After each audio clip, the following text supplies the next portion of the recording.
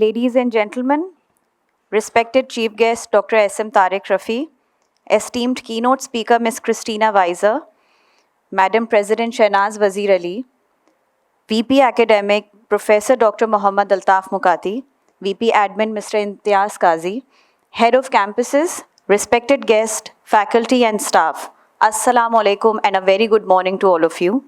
I am 𝗍𝗿 𝗦𝗧, a senior lecturer at the Management Sciences Department, SZABIST University, and I'm honored to be the master of ceremony for this transformative event. I welcome you all to the SZABIST International Conference 2026. The conference theme this year is Leading Sustainable Business Growth Amid Global Conflicts and Challenges. Now, it sits at the intersection of three urgent realities: the fragility of global systems, the pressure on business to perform, and the imperative to grow responsibly. We gather today at a moment that is as consequential as it is complex. The world around us is shifting, shaped by geopolitical tensions, climate imperatives, economic volatility, and rapid technological disruption. And yet, within every disruption lies an invitation to reimagine how business is done and to ask what kind of growth we truly want to lead. It challenges us to ask, can organizations remain competitive while staying ethical? Can growth be a force for stability rather than a casualty of conflict? And in market like ours, navigating external shocks like building from within, what does resilient leadership actually look like? So today's conference brings together incisive minds across the academia, industry, and policy to do exactly that: exchange ideas, challenge assumptions, and co-create knowledge that is both rigorous and relevant. We are also proud to announce and acknowledge that this year, our platinum sponsors for the conference are Sindh HEC and AsanPay. Our silver sponsors are Faisal Funds, Suneri Bank. Our in-kind sponsor for the backdrop is Beyond Differentiation, and for giveaways, it is Unilever Points. And lastly, in-kind sponsor, Al-Mizan Investments. In order to officially commence this event, I invite to the stage Dr. Umar Rafiq to recite a few verses from the Holy Quran.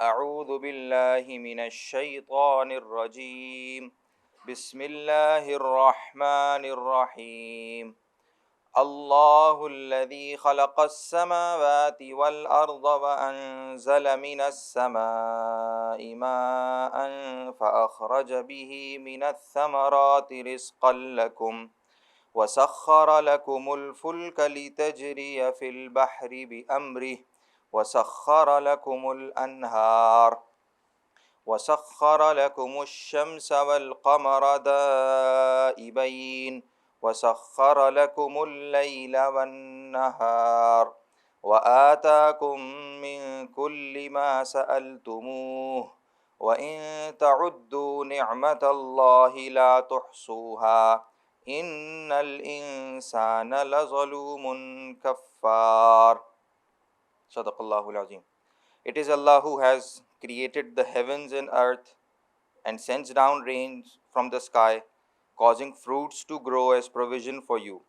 He has subjected the ships for your service, sailing through the sea by His command, and He has subjected the rivers for you. He has also subjected for you the sun and the moon, both constantly orbiting, and He has subjected the day and night for you. And He has granted you all that you asked Him for. If you tried to count Allah's blessings, you would never be able to number them. Indeed, humankind is truly unfair and totally ungrateful. Thank you.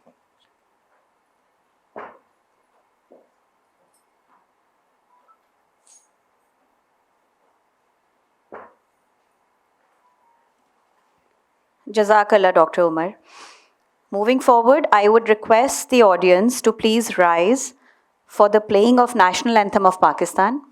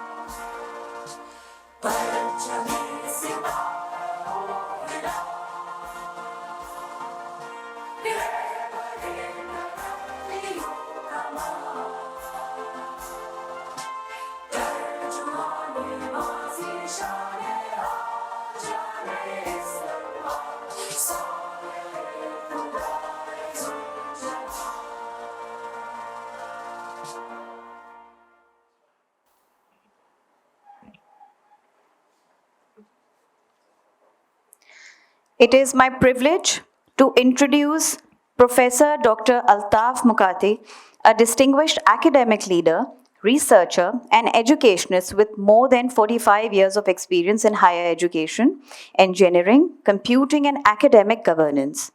Professor Dr. Altaf Mukati is currently serving as the Vice President Academics at the SZABIST University, where he oversees academic operations across all 5 campuses.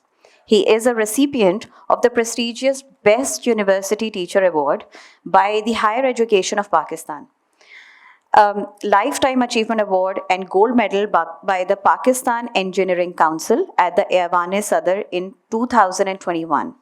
To formally welcome all of you, I request the patron of conference, Professor Dr. Muhammad Altaf Mukati, to kindly approach the stage for a welcome address.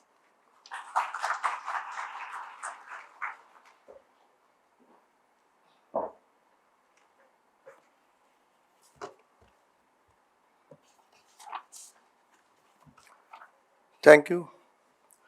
Bismillahirrahmanirrahim. Respected Chief Guest, Professor Dr. 𝗬𝗏 𝗦𝗧 𝗜𝗏, Chairperson, Sindh Higher Education Commission. Distinguished Keynote Speaker, Dr. Christina Weiser from the World Bank. Honorable guests, respected panelists, researchers, faculty members, students, our proud sponsors, ladies and gentlemen. Assalamu alaikum and a very good morning.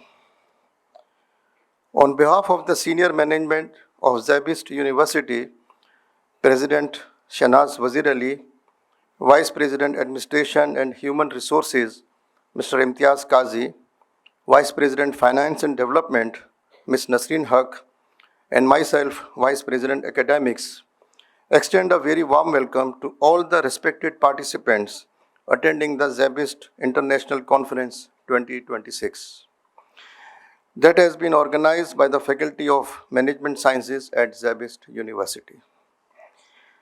Today we have gathered at a time when the world is experiencing unprecedented economic, geopolitical, environmental, and technological transformations. Across continents, business, governments, and societies are facing challenges. We all know Pakistan has been facing a serious economic crisis and challenges over the past many years. To highlight a few challenges as follows: external debts, internal circular debts, persistent budget deficit, balance of payments and foreign exchange reserves pressures, low export growth and limited export diversification, high inflation and cost of living, unemployment and underemployment, low tax to GDP ratio, weak industrial productivity and competitiveness, energy shortages and high energy costs, political and policy uncertainty affecting investment, skills gap and low human capital development, climate change and water resources challenges, and decline in FDI. And there are so many other factors. In such circumstances, universities have a critical responsibility to provide knowledge, research, and thoughts for awareness in society and perhaps to influence the policymakers. This year's conference theme, Leading Sustainable Business Growth Amid Global Conflicts and Challenges, is both timely and important. Conferences such as this provide an excellent opportunity to exchange knowledge, learn from different perspectives, and explore practical ways forward. I am particularly pleased that this conference has brought together leading experts from academia, industry, government, and international institutions. We are especially honored by the presence of our chief guest, Professor Dr. 𝗬𝗏 𝗦𝗧, Chairperson of Sindh HEC. His commitment to strengthening the higher education and promoting academic excellence has made a significant contribution to the development of universities across Sindh. We are also privileged to welcome Dr. Christina Weiser, Senior Economist at the World Bank, whose work and insights on economic policy and development are recognized internationally. We look forward to benefiting from her valuable perspectives.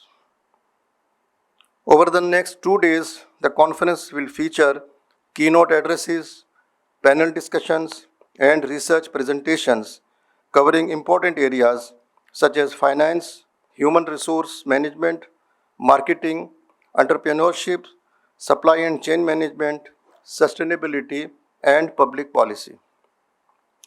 Tomorrow we will also have an important session on the budget 2026-27, which is, I hope, likely to be announced today.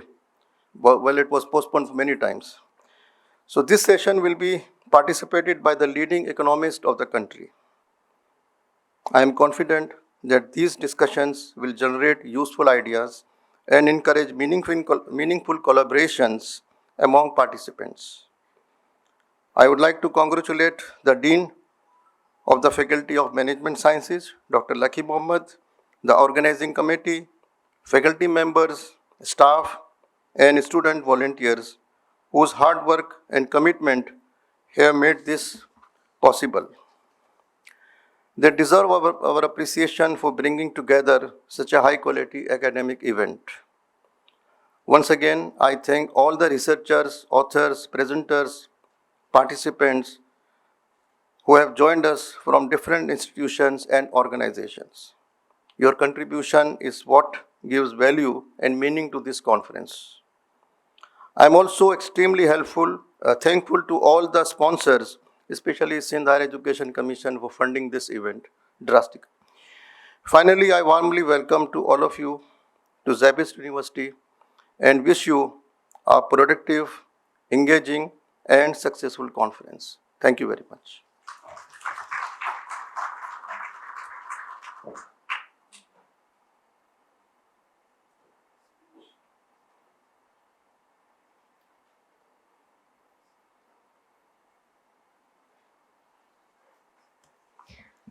Thank you, Dr. 𝗬𝗿 𝗦𝗭 for a very warm welcome. Now we proceed to the keynote speech for today. Our keynote speaker at the day 1 of our conference is Ms. Christina 𝗦𝗧. Ms. Christina 𝗦𝗧 is a senior economist with the World Bank's Distribution Impact of Policies team. She is also currently based in Pakistan. She has worked across South Asia, the Middle East and North Africa, and East and West Africa. Christina's work centers on economic mobility, welfare measurement, and distributional analysis with a strong emphasis on high-quality data collection to inform evidence-based policy making. Moreover, she currently focuses on poverty, jobs, and displacement in Pakistan and Bangladesh. Let us all warmly welcome our keynote speaker, Ms. Christina 𝗦𝗧, to the stage for her speech.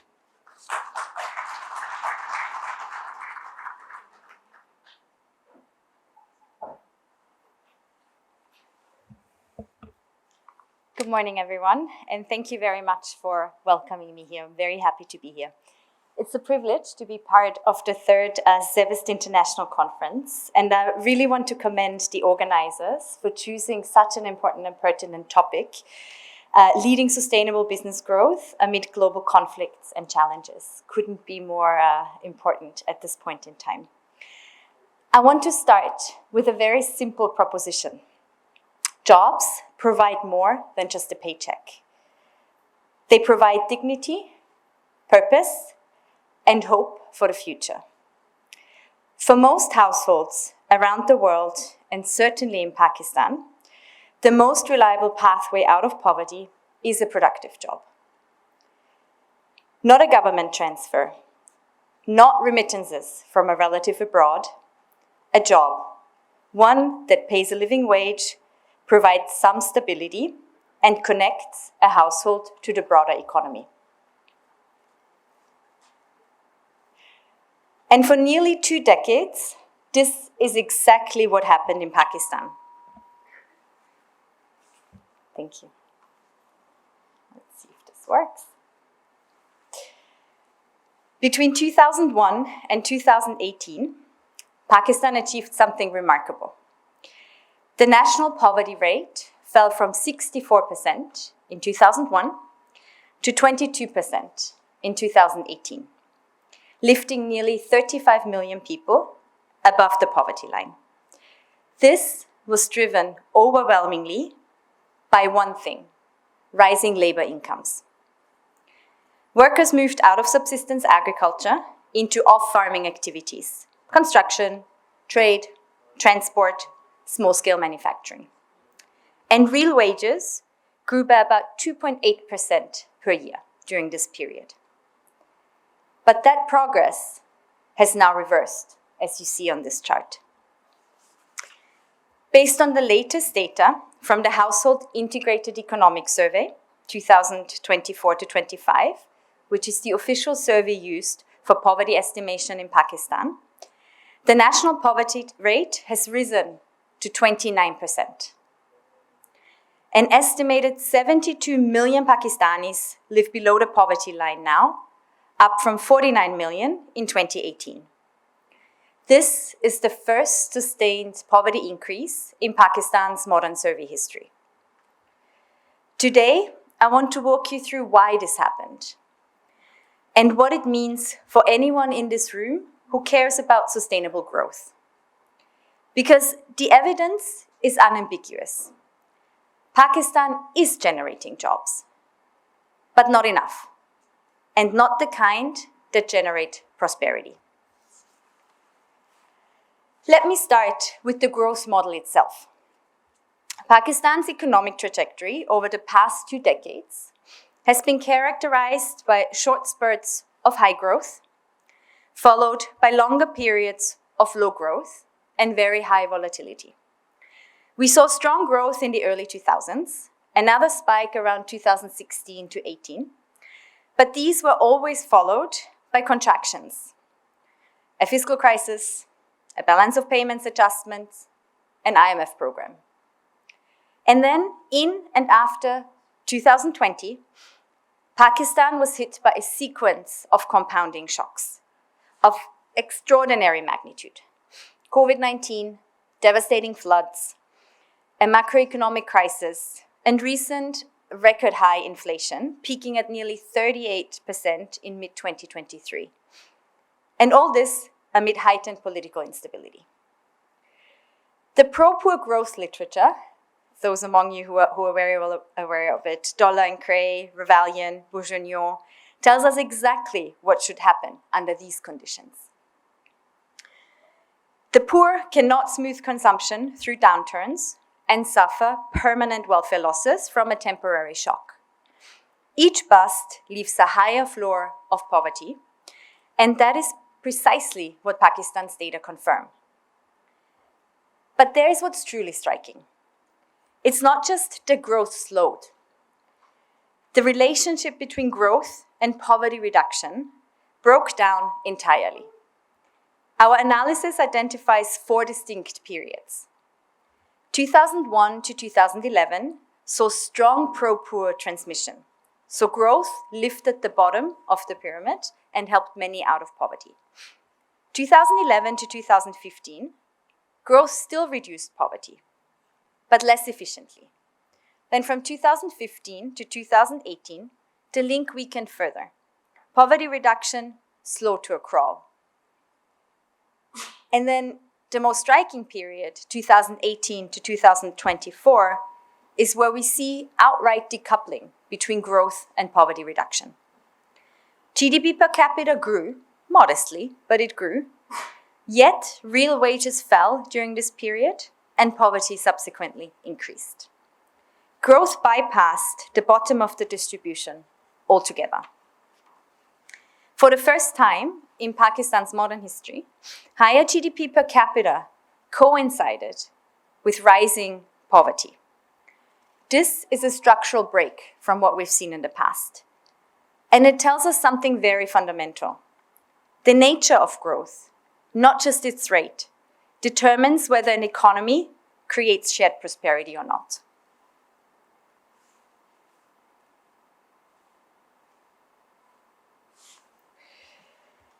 And the data tells us exactly where these gains went.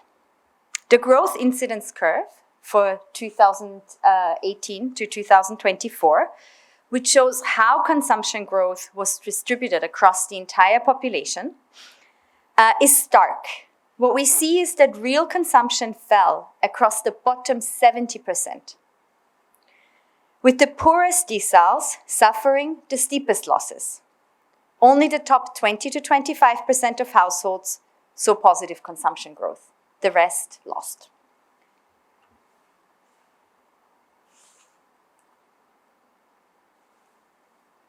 I'm really struggling with the clicker.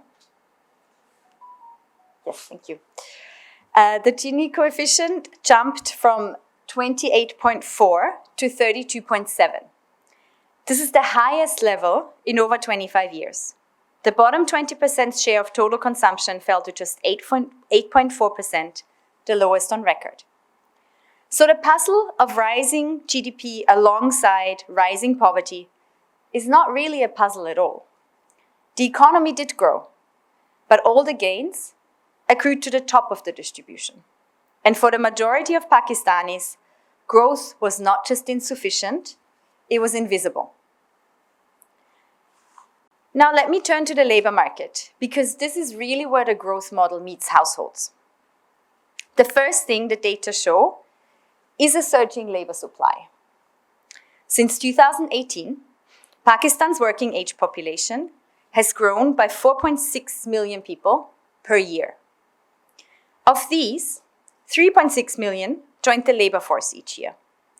Labor force participation rose from 52 to 57%, the highest in the country's history, driven primarily by a remarkable increase in female participation, which rose from 24 to 29%, and youth participation, which jumped from 38 to 45%. This, in principle, is very good news.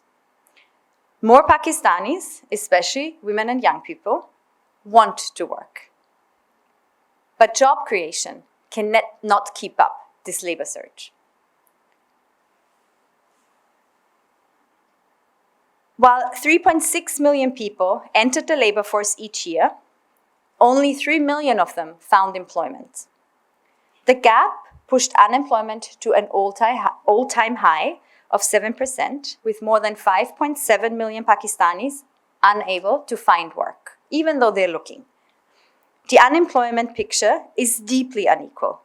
Women face a 10% unemployment rate, youth face 12.2%, and urban women are the hardest affected, with nearly 17.5% unemployed in cities. And among young people aged 15 to 24, nearly 3 in 10 are not in employment, education, or training. This is particularly striking for young women, where 45%, almost half of 15 to 24-year-old women, are not in education, employment, or training, compared to just 13% for 15 to 24-year-old men. This is a 32 percentage point gap that reflects the structural exclusion of a vast share of Pakistan's young female population from both economic but also educational life. And another challenge, the jobs that do exist are getting worse, not better. Even for those who do find work, the quality of employment has deteriorated. More than half of all jobs in Pakistan in 2024 are what we'd classify as low-pay subsistence. These are daily wage laborers, unpaid family workers, low-skilled self-employment, or agricultural labor. The share of these low-quality jobs has actually increased since 2001.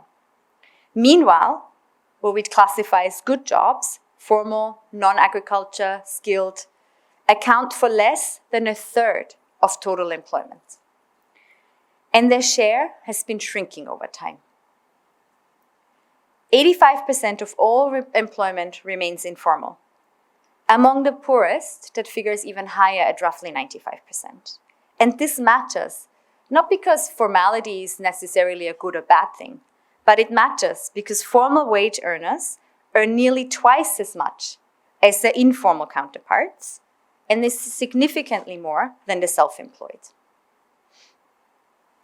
This brings me to what I consider the most fundamental finding.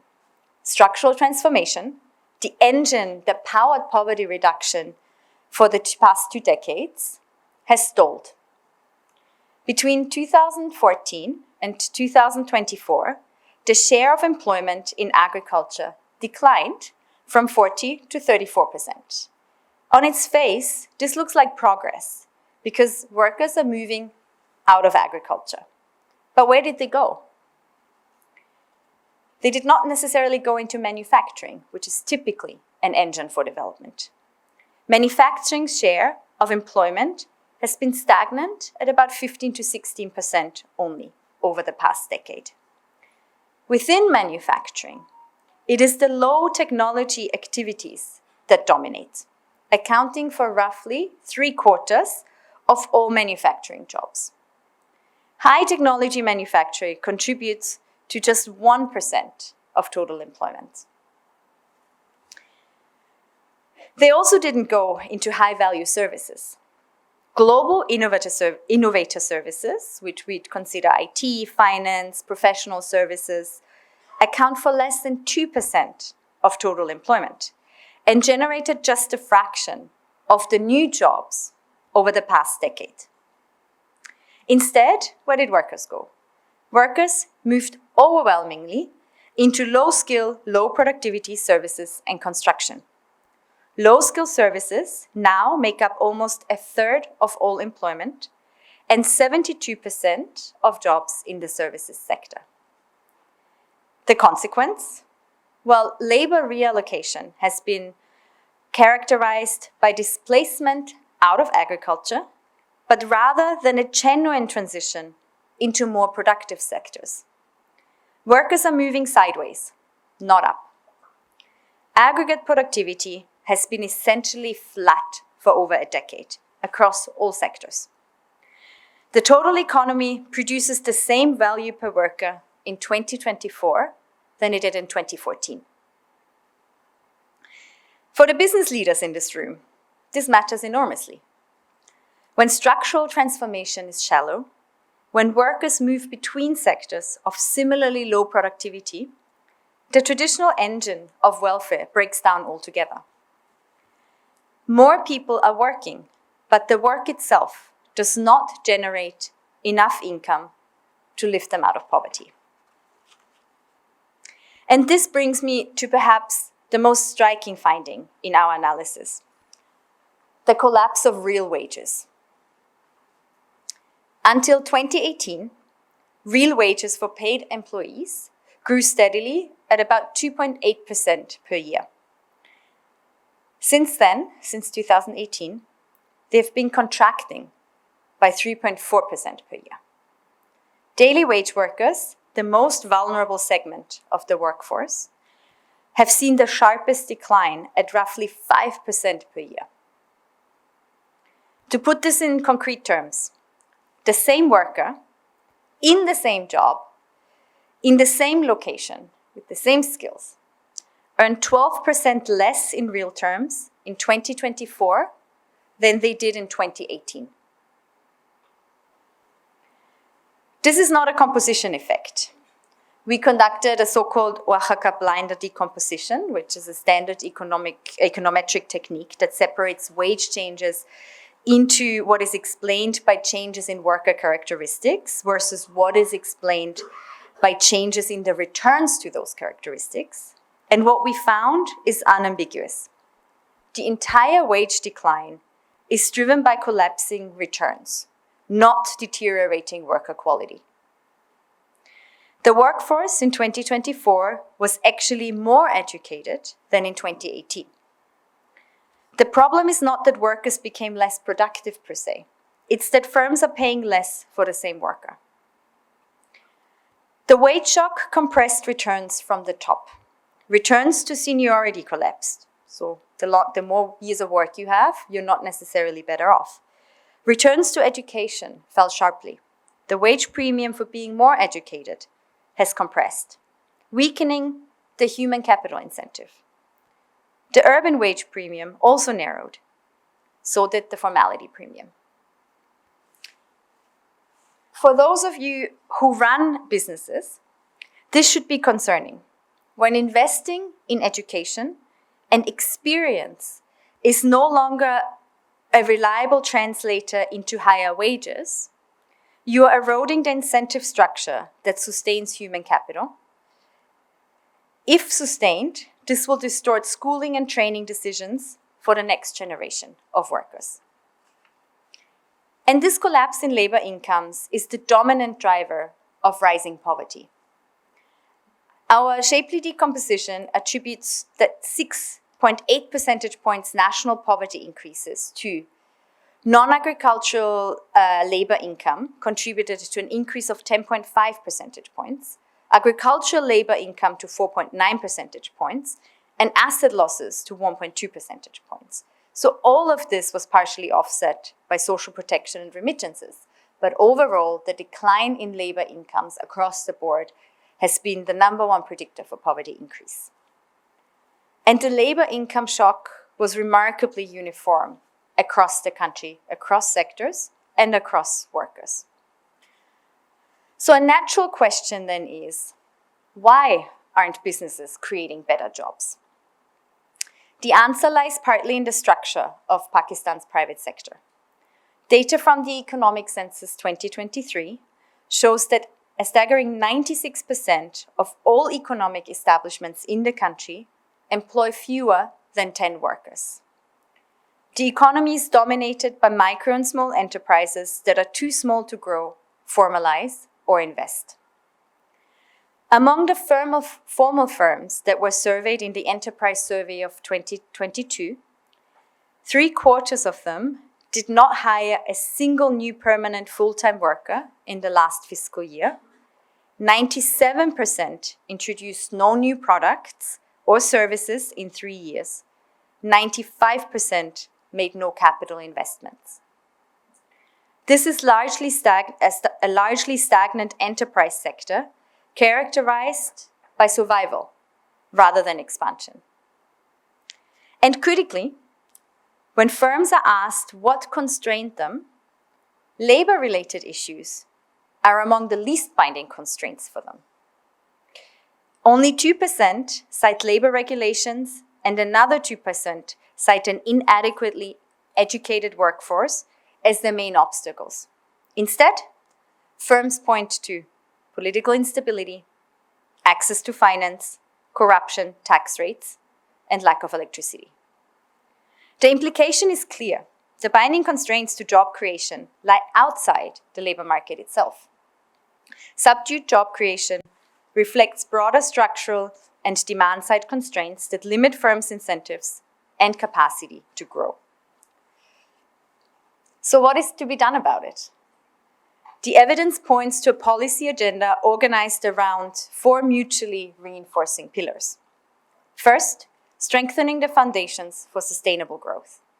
And I use the word sustainable growth on purpose. Nothing I've described today can be reversed without comprehensive structural reforms that ensure macro-fiscal stability and provide private sector-led growth. This is the prerequisite, the essential foundation for any other policy pathway toward prosperity. The stalled structural transformation must be restarted, but this time into productive sectors. It means rolling back anti-export bias and tariff distortions, improving electricity and logistics, and creating the preconditions for formal manufacturing and tradable services to absorb workers at scale. Unlocking labor-intensive sectors, textiles, agro-processing, light manufacturing, could reignite the poverty-reducing structural transformation that stalled after 2015. At the same time, we cannot wait for structural transformation alone to deliver results. We need to lift productivity where the poor already work. In agriculture and low-skill services, we need to boost yields and farm incomes through improved input access, irrigation, and digital extension. We need to raise productivity in informal services through skills development and small firm finance. Second, we need to invest in people, places, and access to opportunities. Pakistan faces a human capital crisis that constrains both individual earnings and aggregate productivity. Addressing it requires investing in public services, health, education, skills development, and creating new opportunities, particularly for women and youth who increasingly want to join the labor market. The persistent exclusion of women from productive employment and youth from productive employment represents both a missed opportunity for equity, but also an enormous economic cost. We need to expand childcare, safe mobility, and vocational pathways for all. Third, we need to build resilience. Because one important topic I haven't covered in details are repeated shocks, natural and other shocks. The data show that when shocks hit, Pakistani households, especially the poorest, bear the brunt and recover slowly, if at all. Protecting people against shocks and economic hardship requires enhancing the responsiveness of social safety nets, such as BISP, and making the National Socioeconomic Registry more inclusive, so that adaptive social protection can scale up rapidly when the next crisis arrives, whether it's a flood, a price spike, or a macroeconomic contraction, to shield labor incomes from the price and climate shocks that are certain to recur. And fourth, prioritizing progressive fiscal interventions. None of this can be financed without getting the fiscal framework right. This requires balancing optimal tax policy to promote growth while reducing the burden on the poorest segments of society, enhancing municipal financing mechanisms, and eliminating inefficient subsidies that disproportionately benefit wealthier households. When subsidies flow to the top and taxes fall on the bottom, fiscal policy amplifies inequality rather than correcting for it. And I think we're all very curious what the new budget, which is hopefully announced today, will bring in these respects. In closing, let me leave you with this. The conference theme asks us to consider sustainable business growth amid global conflicts and challenges. The evidence I've presented today suggests that growth without good jobs is not sustainable growth. Pakistan's experience since 2018 is a powerful illustration of what happens when the nature of growth, consumption-driven, informal, low productivity, fails to generate the jobs that connect households to prosperity. But there's also some reason for hope. For the first time since the poly crisis in Pakistan, we have both a household integrated economic survey and a labor force survey for the same year, 2025. The evidence base has never been stronger. We know what is happening. We know why it is happening. And the policy levers are identifiable. The question, therefore, is no longer what is happening, it's what are we going to do about it. For those of you who are in industry or business leaders, the quality of jobs you create matters. For those in academia and the students, the research pipeline on labor markets and poverty in Pakistan is rich and urgent. And for policymakers, the data are now available to design evidence-based reforms that can restart the engine of shared prosperity. Thank you.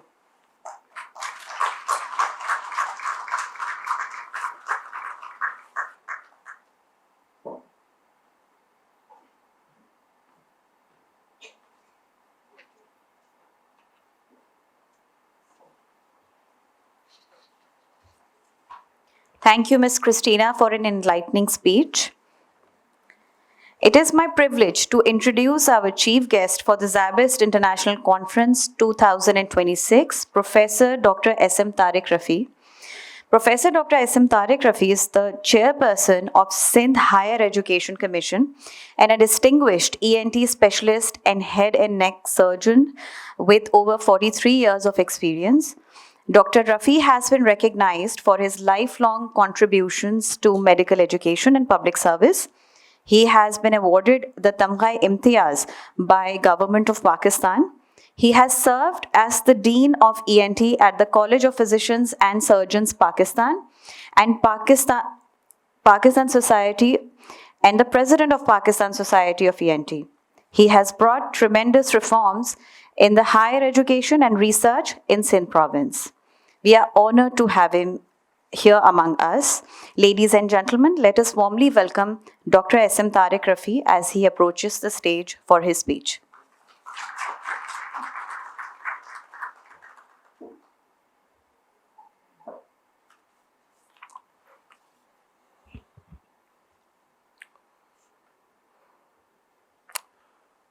Madam Shaheed Wazir-Ali, President ZABIST, Mukati Sahab, Christina Weiser, Senior Economist, World Bank, all the distinguished participants and faculty of the ZABIST, Imtiaz Qazi Sahab, I cannot see Nasreen Haq, my regards to her also. Assalamu alaikum and a very good morning. I'm really thankful to all of you for inviting me to this very important seminar that you have on leading sustainable business growth and global conflicts and challenges. The right time to have this seminar, as we are going to have our budget this day, today, hopefully. And I hope that this budget brings about some changes which Christina has very clearly pointed out, and a very good survey that we have made us all aware of. It is both an honor and a pleasure to join you today at the ZABIST International Conference. I would like to commend the Faculty of Management Sciences, ZABIST, for bringing together an impressive gathering of academics, industry, leaders, policymakers, and development practitioners to deliberate on one of the most pressing questions of our time. How can we sustain economic growth and business development in an increasingly uncertain and fragmented world? The theme of this conference, that is the leading sustainable growth and global conflicts and challenges chosen by the Dean and his team, is not only timely but also deeply relevant to the realities which is faced by our nation. Business and societies across the globe, we are living in an era marked by profound transformation.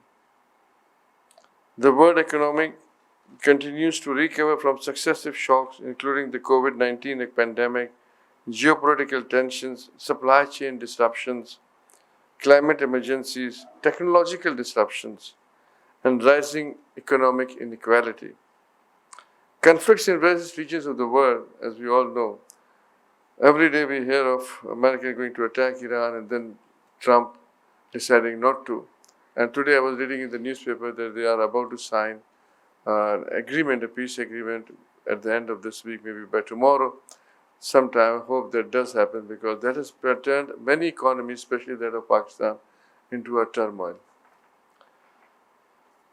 Disrupted energy markets, increased inflationary pressures, and general uncertainty for business and government have all contributed to what we see today. At the same time, humanity is witnessing extraordinary technological advancements. Artificial intelligence, automation, digital platforms, biotechnology, renewable energy systems, and data-driven decision-making are reshaping industry and redefining our future. These developments create unprecedented opportunities, but they also pose complex ethical, economical, and social challenges to all of us. Against this backdrop, sustainability is no longer a peripheral concern.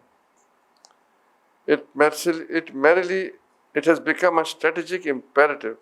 Today, sustainable business growth must be understood not merely as a financial expansion, but as a growth that creates economic value while safeguarding environmental resources, strengthening social inclusion, and ensuring long-term resilience. Business can no longer measure success solely through quarterly profits. Increasingly, investors, leaderships, environmental stewardship, and social accountability. The concept of sustainability has evolved significantly over the last few decades. What was once viewed as a corporate social responsibility initiative has now become a center to competitiveness and long-term business survival. Organizations that fail to adapt to sustainability challenges risk losing relevance in an increasingly conscious global marketplace. For countries like Pakistan, the pursuit of sustainable growth presents both challenges and opportunities. Pakistan possesses immense potential, as we all are aware of. We have a young and dynamic population of around 66%. Strategic geographical location, which is both fortunate and at times very unfortunate for us. Entrepreneurial talent and growing digital capabilities. Yet we are also facing significant constraints, including climate vulnerability, energy insecurity, physical pressures, skill gaps, and institutional challenges. The devastating floods of recent years served as a stark reminder that climate change is not a future tense. It's not a future threat also. It is a present reality. Pakistan contributes a relatively small share of global greenhouse gas emissions, yet remains among the countries most vulnerable to climate-related disasters that we have seen. These realities compel us to rethink traditional models of development and growth. The private sector has a critical role to play in this transition, very clearly pointed out by Christina. Business must become active partners in building climate resilience, promoting green innovations, investing in sustainable technologies, and creating decent employment opportunities for our labor. Equally important is the role of public policy. Governments must create enabling environments that encourage innovation, investment, entrepreneurship, and sustainable economic growth. Regulatory frameworks should reward responsible business practices while facilitating technological advancements and economic competitiveness. However, there is another institution that is often overlooked in discussions about sustainable development and business growth. This institution are the universities. Universities are not merely centers of teaching, they are engines of innovation, knowledge creation, critical thinking, and social transformation. Higher education institutions occupy a unique position at the intersection of knowledge, industry, and public policy. They prepare our future leaders, generate research-based solutions, and contribute to evidence-based information policy making. As the chairperson of Sindh Higher Education Commission, I firmly believe that universities must become active participants in addressing society's most pressing challenges. The challenges of sustainability, climate change, technological disruption, governance, and inclusive growth require interdisciplinary approaches that transcend traditional academic borders. We must therefore strengthen collaboration among academia, industry, government, and our civil society. The traditional model in which universities produce research while industry operates independently is no longer going to work in our environment. Today's challenges demand stronger partnerships, deeper engagements, and continuous dialogue. Industry, academia, collaboration can generate sustainable growth. Businesses gain access to cutting-edge research, innovation ideas, and skilled graduates from the universities. Universities gain practical insights, real-world applications for research, and opportunities for meaningful impact. At Sindh Higher Education Commission, we have been immensely trying to bridge the gap between the academia and the industry.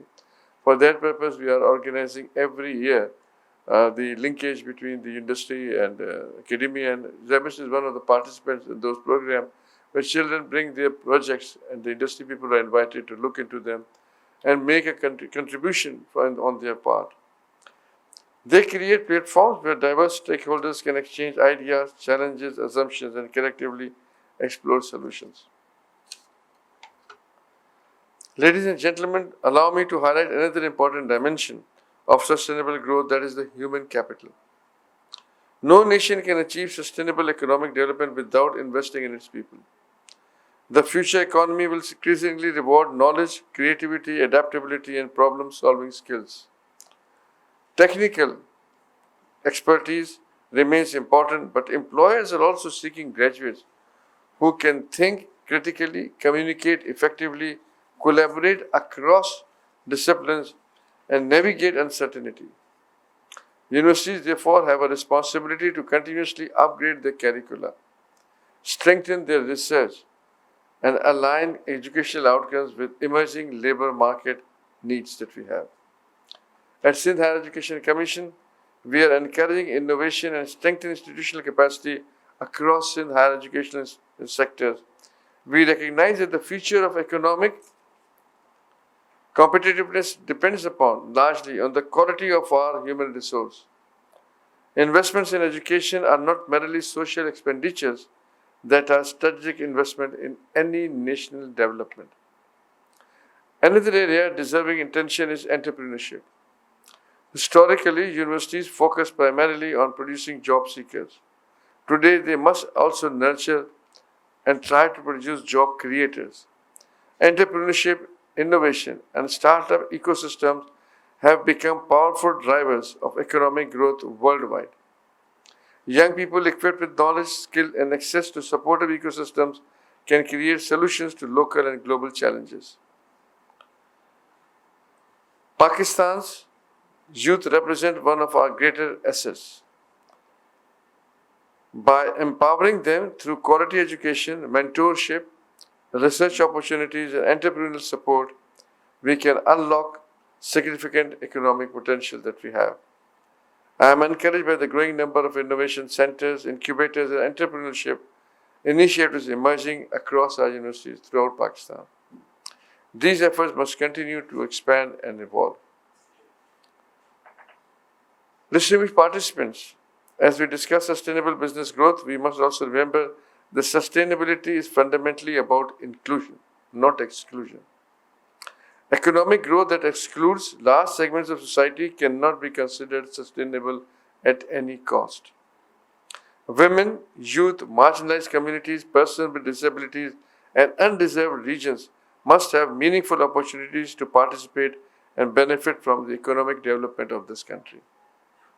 Inclusive growth not only advances social justice but also strengthens the economic performances. Research consistently demonstrates that diverse organizations tend to be more innovative, more resilient, and better positions to navigate our complex challenges. Therefore, promoting inclusion is not only a moral imperative but also a business imperative for us. Similarly, technological transformation must be accompanied by efforts to reduce digital divides. While emerging technologies offer tremendous opportunities, unequal access to technology risks widening existing inequalities that we have in our society. Ensuring equitable access to digital tools, skills, and opportunities should remain a priority of any government, educational institutions, and businesses alike. The Sustainable Development Goals provide a valuable framework for addressing many of these interconnected challenges. Achieving these goals require collective action, long-term commitment, and cross-sectional collaboration. Universities have a particularly important role in advancing the SDGs through research, teaching, community engagements, and policy support that you have. Higher education institutions can serve as a catalyst for sustainable development by generating knowledge that informs action and empower our communities. I am pleased to see that this conference embraces a multidisciplinary perspective. Complex global challenges rarely fit nearly within disciplinary boundaries. Effective solutions require economists, business leaders, environmental scientists, policymakers, sociologists, technologists, and educators to work together in an inclusive atmosphere so as to bring a change. The future belongs to those who can collaborate across sectors, disciplines, and boundaries. As I conclude, let me leave you with 3 reflections of my own.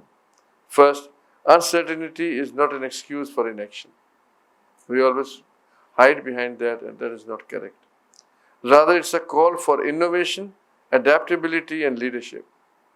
Second, sustainable growth requires partnership. It requires inclusion. Without inclusion, you cannot have a sustainable growth. No single institution, sector, or country can address today's challenges on its own and alone. Third, education and knowledge remain our most powerful tools for shaping a better future. Investment in research, innovation, and human capital will determine our ability to navigate an increasingly complex world. I encourage all participants of today's conference as an opportunity not only to share research findings but also to build partnerships, generate new ideas, and identify practical solutions that can contribute to sustainable and inclusive development.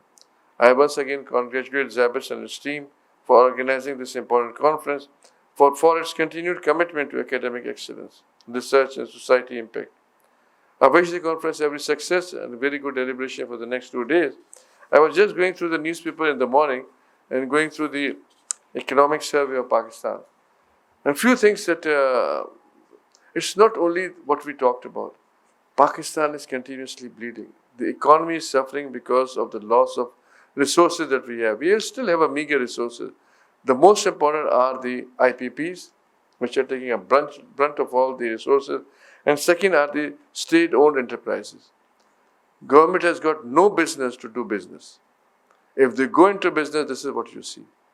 Everyone realized this several decades back, and that is the reason they have progressed. In Europe, they have given up business as a part of the government job. But in Pakistan, except PIA, they have been unable to privatize any of. Discos are losing lots of money. All private enterprises, steel mill, you can name any one of them, they are losing money. You can never sustain whatever growth you have. And one important factor which we have failed to mention is our growth rate. With this growth rate of 2.8, Madam is there, she is a part of those teams which are controlling birth control teams. But unfortunately, you people have failed to do that. I don't know what is the reason for that. Bangladesh, which had a much stronger, more population at the time of separation, are now much better than us. 1.2% growth rate. I think we have got 2.8% or more than that. 2.8. So with this growth rate, you can never succeed. So at the same time, when we are trying so much on improving our industry, improving our growth rate, and when the federal government is asking the provinces to give some share, nobody is talking about how to reduce how to cut down. And there's no religious obstacle in it. I can tell you with certainty, everyone agrees to that this is one factor which can never let Pakistan to become one of the strong nations. We can utilize this youth, 66% of ours, like China has done, or any other country like India has done. But unfortunately, we, as very clearly said by Christine, that they are employed in jobs which are of no technological significance, only labors. And that is not contributing to the country economy. This year, economic survey, though they were, Aurangzeb Saab, the finance minister, has put a very bright picture and a silver lining. But if you go into the detail of it, and I was just reading it, everything has gone to negative. From the industrial growth to the agricultural growth to everything has gone into negative. And as very clearly said, after 2018, we are on a sloping slide going downwards. So I think whatever discussions you people make, I am positive that will produce some result. And please put your recommendations to the government so that they can think over it. It's not this that what we are talking about is not known by the people who matters. They know better than what we know because they have more insight of it. It's only how do you feel about it. Those at the top become rich and rich. Those at the bottom become poor and poor. Unfortunately, those at the top are the rulers, so they care less. So that is the basic thing that matters. Thank you very much for inviting me, and I took a long time, but I said this is the right forum to talk about. Thank you very much.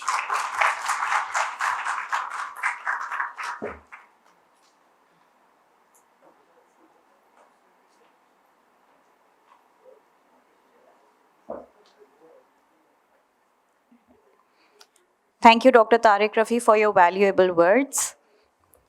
Now we proceed to the segment of giving vote of thanks to our chief guest and our keynote speaker.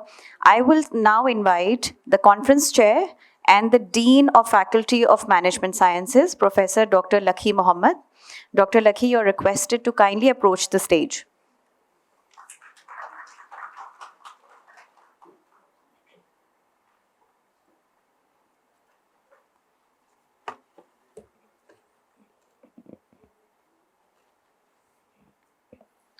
Madam President, 𝗕𝗏𝗧 𝗜𝗍𝗲, Professor Dr. Altaf Mokati, respected Qazi Imtiaz Sahab, and Ma'am Nasreen is not around.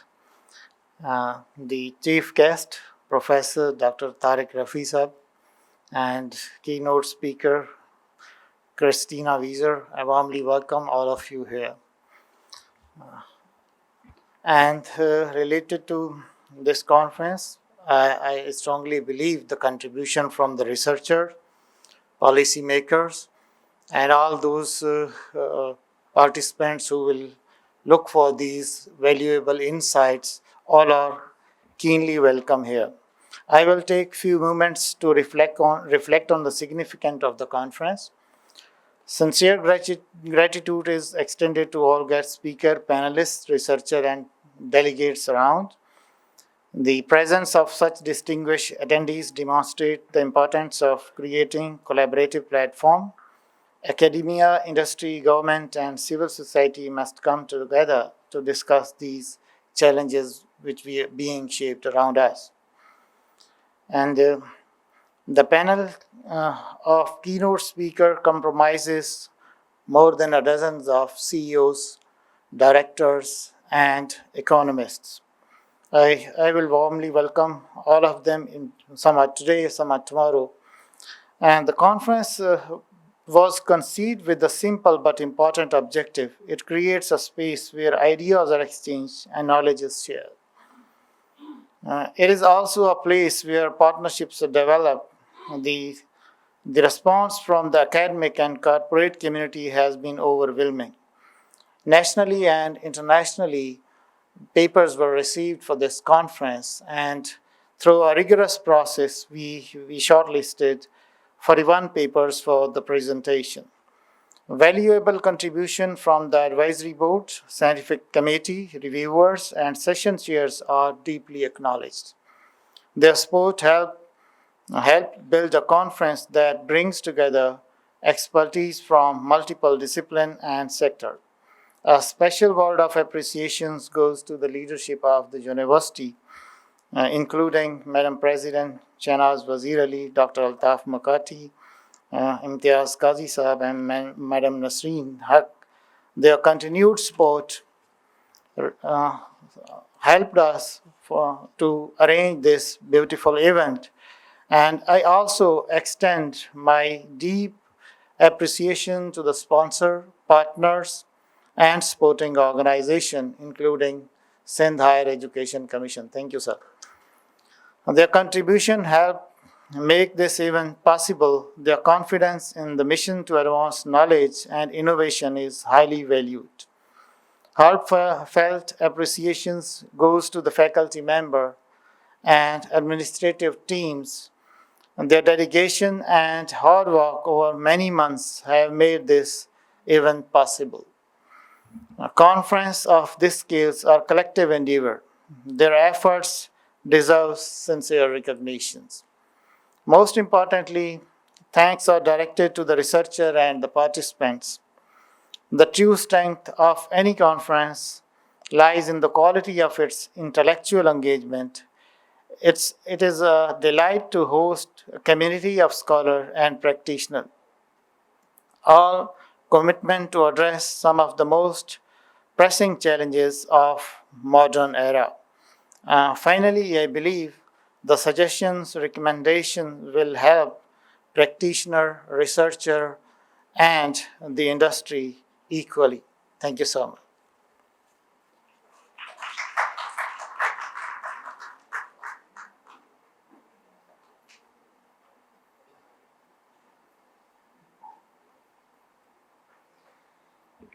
Thank you, Dr. Lakhi, for your valuable words. Now we proceed to the segment where we present the mementos for our chief guest and our keynote speaker, for which I would like to invite again our respected Dean and the conference chair, Dr. Lakhi Mohammed, to the stage, please.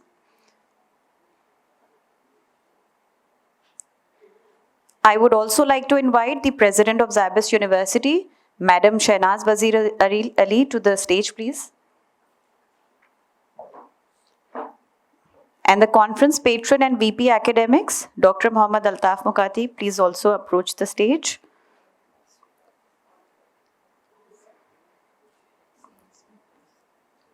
VP Admin and HR, Mr. 𝗬𝗧 𝗦𝗧, I would request you to please approach the stage to present the mementos.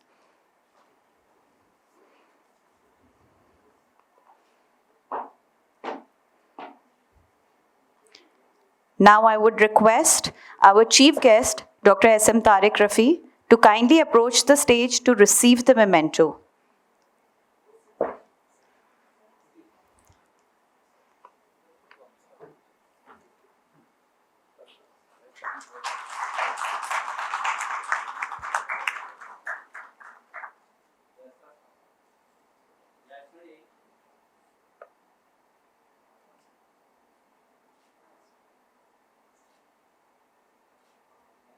Now I would like to invite Ms. Christina Wieser to please approach the stage to receive the memento.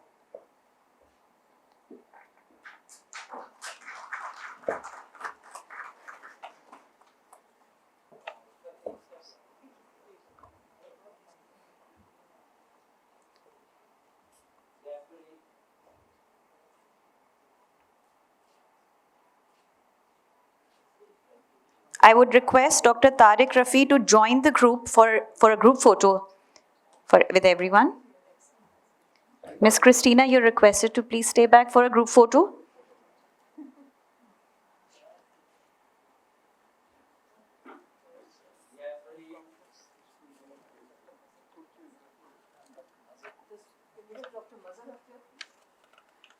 We would also like to invite Dr. Mazhar Ali, the conference secretary, to also come up on the stage for a group photo.